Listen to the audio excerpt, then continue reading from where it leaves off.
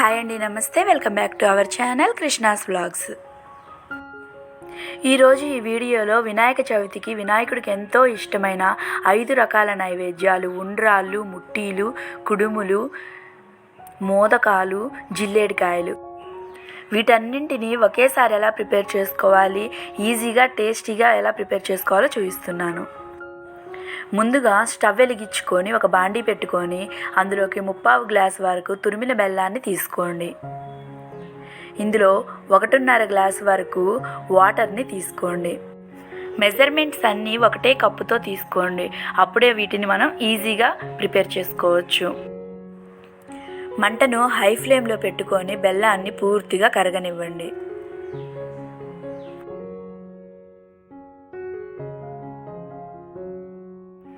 ఇలా బెల్లం మొత్తం కరిగిన తర్వాత దీన్ని ఫిల్టర్ చేసి తీసుకోండి.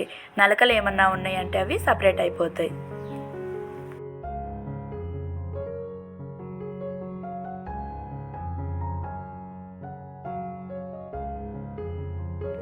ఇప్పుడు ఇందులోకి నానబెట్టిన పచ్చిశనగపప్పుని 1/2 గ్లాస్ వరకు వేసుకోండి. ఈ పచ్చిశనగపప్పు గంట సేపు నానబెట్టుకుంటే సరిపోతుంది. గంట నానబెట్టిన పచ్చిశనగపప్పుని ఈ బెల్లం వాటర్లో బాగా మెత్తగా కుక్ అయ్యేంత వరకు ఉడికించండి. ఈ విధంగా బెల్లం వాటర్లో పచ్చిశనగపప్పు అనేది చేతితోటి నలిపారంటే ఈజీగా ఇలా బ్రేక్ అవ్వాలి. ఇలా ఉడికితే సరిపోతుంది. ఇప్పుడు ఇందులోకి 1/2 గ్లాస్ వరకు పచ్చి కొబ్బరి తురుముని వేసుకోండి. మీరు కావాలనుకుంటే పచ్చి కొబ్బరిని పీసెస్గా కట్ చేసి కూడా వేసుకోవచ్చు. ఇందులోనే 1 టీ స్పూన్ వరకు నెయ్యిని, 1/2 టీ స్పూన్ వరకు యాలకుల పొడిని కూడా వేసి మొత్తాన్ని ఒకసారి కలపండి. ఇప్పుడు ఇందులోకి 1 గ్లాస్ వరకు పొడి బియ్యం పిండిని వేసుకోండి. మంటను లో ఫ్లేమ్లో పెట్టుకొని ఈ బియ్యం పిండి బెల్లం వాటర్లో కలిసే విధంగా గరిటెతోటి బాగా కలపండి. ఈ పిండి అంతా ముద్దలాగా ఫామ్ అయ్యేంత వరకు గరిటెతోటి బాగా కలుపుకోవాలి.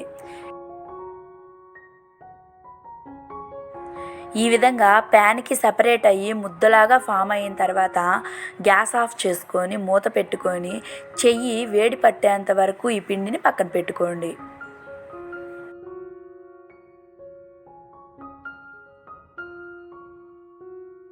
పిండి కొంచెం చల్లారిన తర్వాత చేతికి నెయ్యిని అప్లై చేసుకొని పిండి మొత్తాన్ని ఒకసారి చేతితో కలుపుకోండి.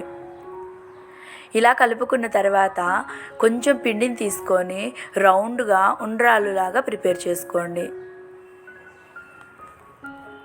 చూపిస్తున్న విధంగా చేతితో ఇలా చేసుకున్నారంటే ఇలా రౌండ్గా క్రాక్స్ లేకుండా వస్తాయి. ఇది ఉండ్రాళ్ళ షేప్ అనేది మనకి రెడీ అయింది.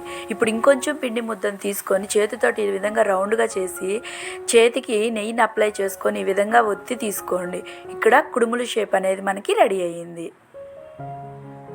చేతికి అంటుకున్నట్లయితే చేతికి మాత్రం నూనెని కానీ నెయ్యిని కానీ అప్లై చేసుకుంటూ ఉండండి. ఇప్పుడు ఇంకొంచెం పిండి ముద్దను తీసుకొని ఈ విధంగా చేతితో ఫింగర్ ప్రింట్స్ పడే విధంగా ఇలా నొక్కారంటే మనకి ముట్టీల షేప్ అనేది రెడీ అవుతుంది. ఇదే పిండితో మనం మోదకాలను కూడా ప్రిపేర్ చేసుకోవచ్చు. కొంచెం పిండి ముద్దను తీసుకొని రౌండ్ బాల్ లాగా చేసి పైన 3 ఫింగర్స్ తోటి ఈ విధంగా పైకి ఇలా గోపురం లాగా చేశారంటే మనకి మోదకం షేప్ అనేది రెడీ అవుతుంది. ఇప్పుడు దీనిని స్పూన్తో కానీ నైఫ్తో కానీ ఘాట్లు పెట్టుకున్నారంటే పర్ఫెక్ట్ మోదక్ షేప్ అనేది మనకి వస్తుంది. చూసారు కదా, ఎంతో ఈజీగా మోదకాలని మనం ప్రిపేర్ చేసుకోవచ్చు. ఇప్పుడు ఇంకొంచెం పిండి ముద్దను తీసుకొని దీన్ని చేతితోటి ఇలా రౌండ్గా చేసుకొని అరచేతి మీద కానీ ఫింగర్స్ మీద పెట్టుకొని ఈ విధంగా స్ప్రెడ్ చేసుకొని సగానికి ఇలా ఫోల్డ్ చేయండి. మనకి జిల్లేడికాయల షేప్ అనేది వస్తుంది. ఫింగర్స్ తోటి ఈ విధంగా కవర్ చేసుకుంటే సరిపోతుంది. చూసారు కదా, జిల్లేడికాయల షేప్ కూడా మనకి ప్రిపేర్ అయ్యింది. ఈ విధంగా 5 రకాల నైవేద్యాలని మీకు ఎంత క్వాంటిటీలో కావాలంటే అంత క్వాంటిటీలో మీరు ప్రిపేర్ చేసుకోవచ్చు.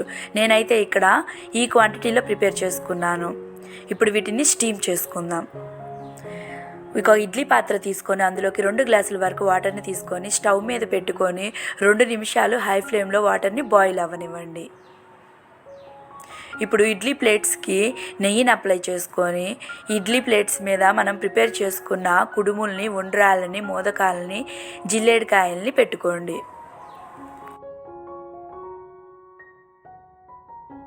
వీడియోలో చూపిస్తున్న విధంగా ప్లేట్లకి నెయ్యిని అప్లై చేసుకున్న తర్వాత వాటి మీద కుడుముల్ని ఉండ్రాలని ఈ విధంగా పెట్టుకోండి.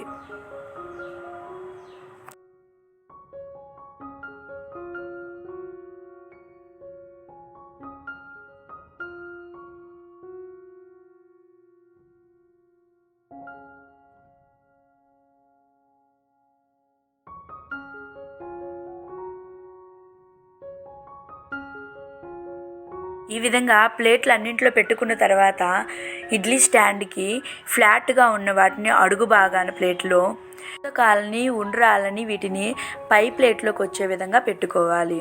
ఇది సెట్ చేసుకునేటప్పుడు కూడా హోల్స్ పైన హోల్స్ రాకుండా పక్కకి అడ్జస్ట్ చేసుకొని పెట్టుకోండి. ఇప్పుడు వాటర్ బాయిల్ అయిన తర్వాత ఇందులోకి స్టాండ్ని పెట్టుకొని మూత పెట్టుకొని 2 నిమిషాల పాటు హై ఫ్లేమ్లో కుక్ చేసుకోండి. 2 నిమిషాల తర్వాత మంటని లో ఫ్లేమ్లో పెట్టుకొని 15 నిమిషాల పాటు స్టీమ్ చేసుకోవాలి. 15 నిమిషాల తర్వాత స్టవ్ ఆఫ్ చేసుకొని 5 నిమిషాలు మూత తీయకుండా అలాగే వదిలేయాలి.